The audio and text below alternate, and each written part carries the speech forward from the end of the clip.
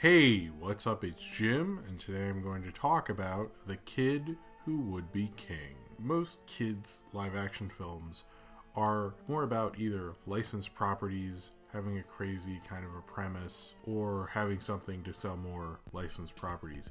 You don't really get the kind of, or you don't get the least feeling of kind of the pure kind of fun adventure film that really examines kind of morals and heroism the way we had things like The Goonies or Neverending Story or, those kind of pure kind of adventure films. Those are really kind of not something that happens anymore. We hear them influencing certain films, but we don't really see them anymore. Except for when you get to a film like The Kid Who Would Be King, which is surprising how well made and how good this film is. It's directed by Joe Cornish. This is his follow-up finally from Attack the Block, which was a long time ago. This has a lot to do squarely with Arthurian myth and legend and all that. And this is an incredibly English movie, which because it has to deal with King Arthur, but more so not just because of that, but also because it reminds me of just like those kind of films of my youth, like something the BBC would do, like kind of the Chronicles of Narnia productions that the BBC did, which I was a big fan of. Certainly those things didn't have the biggest budgets, but they definitely like try to make like these very long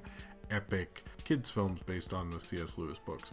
The Kid Who Would Be King is actually very long. It's about 120 minutes, which is long for a kids film. To be honest, most are around like under 100 minutes, I would say. But I think it kind of works for it for the most part. I don't think this is, the most solid movie ever or anything. It reminds me of those kind of productions in that, and it just feels very like how you're going through all of the myths, how they're using a book to kind of make sure they understand the Arthurian legend. And in some ways, I guess it does feel very English. It also feels very Amblin influenced, and American, or Spielberg, as I should really say, and mixed with kind of BBC tendencies, which I think Joe Cornish has a similar sensibility as Edgar Wright. They've written one we've seen with Tintin, one I guess we sort of saw with Ant-Man, but this manages to do those things both very well, and there is something to appreciate about a kid's film or a kid adventure film that's actually made well. This is shot by Bill Pope, who's a collaborator quite frequently of Edgar Wright's. They managed to kind of get this to not just be kind of a cheesy, silly, kind of stupid kids film. There's a real authenticity to it, and there's certain moments and certain things they go on that you really want to follow the characters with. There's a journey kind of quest thing they go on, which might have been probably my favorite part of the film, really, where they're trying to find this kid's dad, the plot of the movie is basically this kid who pulls a sword out of a stone in a construction site, realizes that he is now King Arthur, basically, or he is the kind of the heir to King Arthur, despite the fact that his bloodline isn't, but that's a whole other thing. And then Merlin comes and contacts him because he has Excalibur to kind of bring his friends together, bring his friend betters and school bullies who previously sparred with Lance and Kay, if you know some Arthurian stuff, and they all band together to fight against the evil Morgana, who's Arthur's half-sister, who's an evil sorceress, and she wants Excalibur for herself and is going to put all of England into evil slavery with her evil hordes and her black magic, and all these kids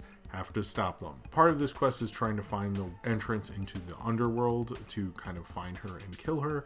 And they kind of go on this quest that in certain parts, there's a part with the water and fog, which I think is a reference to like the movie Excalibur or something. I haven't seen that in a long time. Those parts I really like because it was more based on character and everything leading to those. It's very set up where like you understand Lance and Kay were the former bullies, and much like Lancelot and other knights whose names I forget are brought into the fold, basically. And I liked, that kind of had a real Lord of the Rings element to it, that had a real very good fantasy element. And this does sort of remind me, and the reason I brought up the BBC Narnia stuff is it reminds me when fantasy didn't have like a lot of money to play with. It was just kind of like, well, once you got to Lord of the Rings, fantasy suddenly had like huge budgets, but before it was basically like, the BBC stuff where you'd have like just someone would hand draw an animated character within the live action or something, and it never really looked that flawless, but as a kid I just kind of fell into it and fell so much in love with it.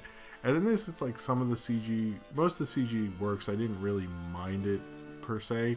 I kind of like viewed it under the guise of that, and I thought it worked very naturally within that. I can understand if someone's like used to like very high quality, huge budget special effects, they might semi reject this kind of thing. But for this is like a $60 million kids film. I think they actually did a fairly good job with that. One of Joe Cornish's real strengths is being able to use an ensemble cast and say a lot with that ensemble cast about character.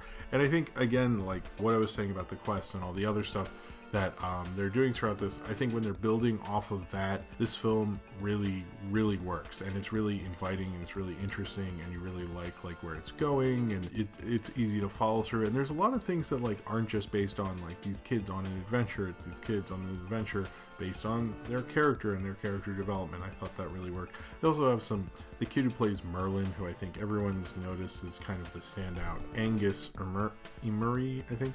He's really great, and they have a lot of fun stuff with him, where sometimes he'll turn into Patrick Stewart, who plays him in his real form. Like, he ages basically both older and younger at the same time, so his younger form's there to kind of like get along with the kids more or something. Also, it'd be weird if Patrick Stewart was just chilling with these kids the whole time. So, he has this kind of frantic, kind of fun, like offbeat kind of sensibility to him. He does this snapping thing, which I can't really do when Merlin casts spells. It even has like, to revive himself, he talks about how he needs like, beaver piss and like beetle blood and all this stuff, and he realizes that all those chemicals are basically in fast food, which I thought was like a funny little meta commentary on the chemicals in fast food. Maybe just a commentary on how many chemicals and how labored over fast food and processed food really is, that what was once a wizard's potion is now like in our fried chicken and stuff. I thought that was actually really clever. It won't rely too much on the modern kind of update kind of stuff.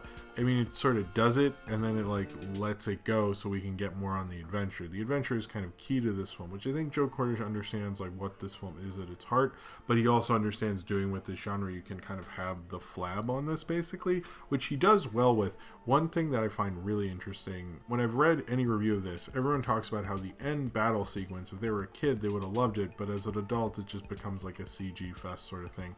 And I will say, like, although I found the beginning of that interesting, as it more got into him fighting whatever CG creature it is, I don't really want to give it away, but when it got more into that, I felt myself not as into it as I previously was, because certainly it's like where the adventure story is going, but it's not where it felt like the character came to a conclusion before this fight at the school.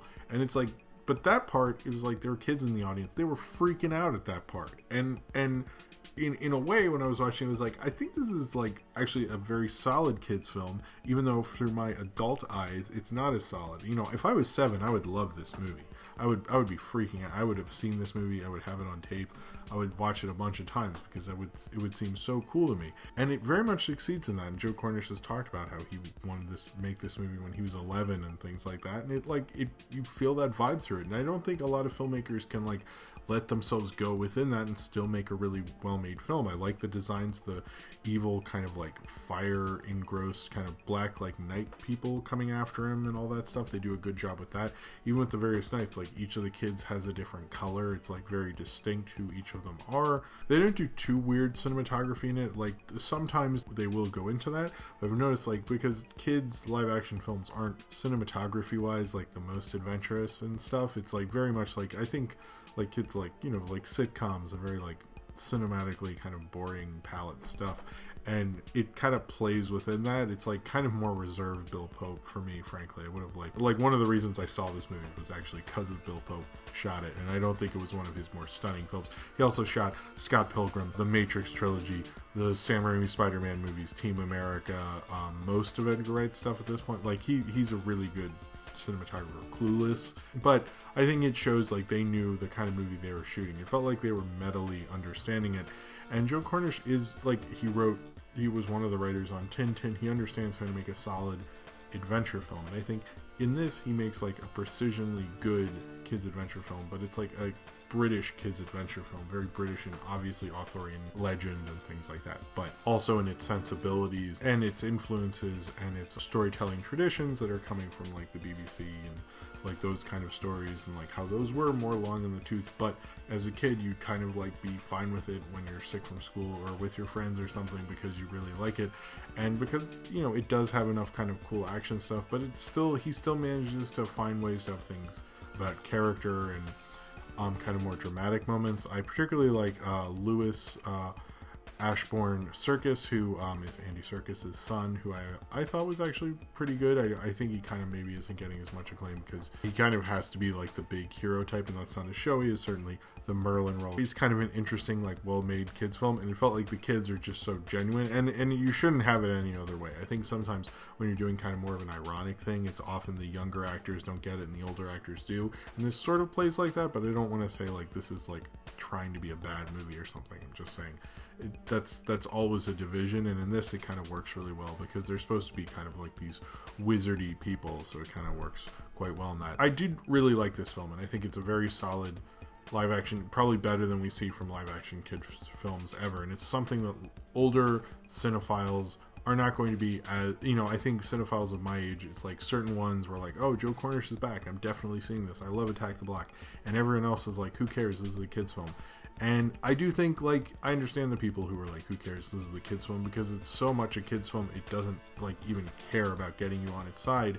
But as someone who watched those things when he was 7 years old, I have to say, like, watching them when I'm older, a lot of them don't really hold up that well. Like, I loved Willow a lot, and I know if you're a kid who grew up loving Willow, you would have a great time with The Kid Who Would Be King, and it plays within those kind of fantasy sword and sorcery kind of elements so well. It makes you kind of wish Joe Cornish would get more to do with kind of these bigger, huger production kind of thing.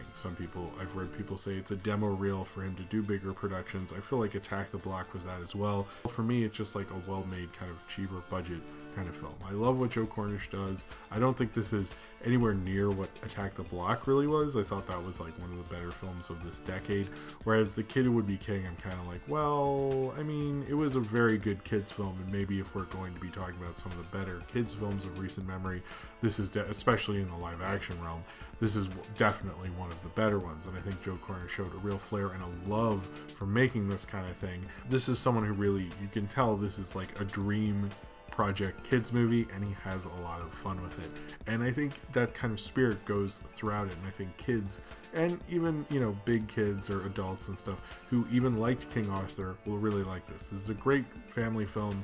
This is a great kids movie. If any of your kids are into King Arthur or Knights or anything like this is like the absolute must-see movie for you. You should just be like buying tickets right now or finding out when it comes out on Blu-ray.